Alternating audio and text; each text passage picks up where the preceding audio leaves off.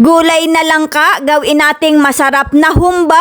Ay isa ka din po baga sa makamahilig sa gulay na langka mga kaprensi. Ay subukan nga din po ninyo ang ganda ring luto at panigurado taob na naman ang isang kalderong kanin. At dahil nga po may bunga na naman aring tanim naming langka dini sa may tabi ng aking kubo ay meron na naman po tayong magugulay. Ay dini na nga po natin ari abalatan sa may puno ng langka at pag dinala pa nga po natin ari sa bahay kubo ko ay talaga naman pong nagkapul ang mga dagta na rin. Ay super madumi pagka ganarn. Ay nako, ayoko nang makalat. Sus! Ay pagkaarte naman na rin. Eh kasi naman pagka makalat nagkakasakit ako.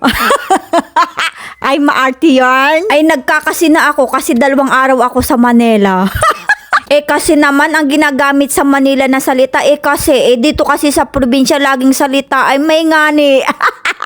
Ay charot laang at atin na nga po yung hiniwa-hiwa ng ganyan kalalaki. Bali nga po mga kaprensi ay hindi rin natin masyado tinanggal yung kanyang ubod para nga po pag naluto ay buo pa rin po siya. Dahil nga po medyo makapal-kapal pa siya ay hiniwa-hiwa pa nga po natin siya. Ay sabi nga po ng aking kapitbahay ay ano daw po ang aking inakatay din eh. Sabi ko nga ni po ay ako'y nagkatay ng 2 pirasong langka. Ay wala po ba yan namang makatay na manok at nako ay nagkaubos na. Pag po ba yan naman nanganganak yung manok ay naku ay dinagit ng mga uwak yung mga sisiw. Tapos nga ni po pag mangingitlog pa yung mga inahin ay inapangkain ko pa ang mga itlog. At maglagay na nga po tayo sa kawali ng sibuyas, bawang, luya at saka po ay paminta. At lagyan na nga din po natin yan ng toyo at saka po ay 2 kutsarang asukal at syempre nga po hindi mawawala ang ating oyster sauce. At nilagyan na nga din po natin yan ng kaunting suka. At lagyan nga din po natin yan ng dahon ng laurel, dagdag nga po sa kanyang bango. Bali nga po mga kaprensi ay naglahok nga din po tayo ng karne. Kung medyo kapos nga po kayo sa budget ngayon ay pwede naman pong wala ng lahok na karne. Ay hindi naman po akasama ng loob ng gulay na langka kung wala po kayong apang lahok diyang karne. Ay ha.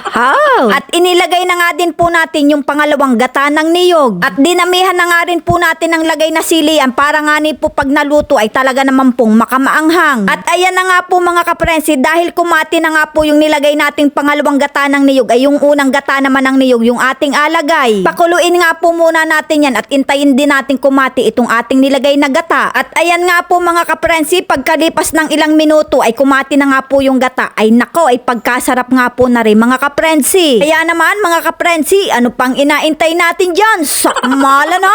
At dahil nga po magadalawang oras natin aring niluto ay talaga naman pong napakalambot ng gulay na langka. Ay sana nga po ay masubukan din ninyong magluto ng humbang langka at talaga naman pong nakakaganang iulam sa kanin. Lalo na nga po yung mga mahihilig kumain talaga ng gulay na langka ay nako ay talagang itry nyo po ari at talaga naman pong napakasarap nga ni. Kaya naman mga kaprensi, kung naibigan nyo nga po aring video ari, pa-like and share na lang po. Maraming salamat!